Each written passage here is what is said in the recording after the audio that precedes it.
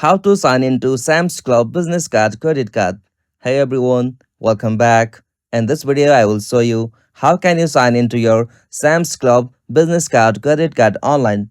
So let's get started. First, as you have to open any browser on your system.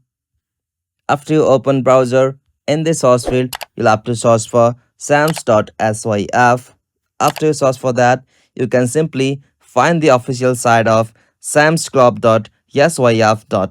Simply you'll have to just tap on the option. After that, you'll be able to get this kind of interface from your. Make sure you are in the business credit login option, like don't go for the option pay as a guest. Simply from your on the section access your account, provide your user ID, provide your password here.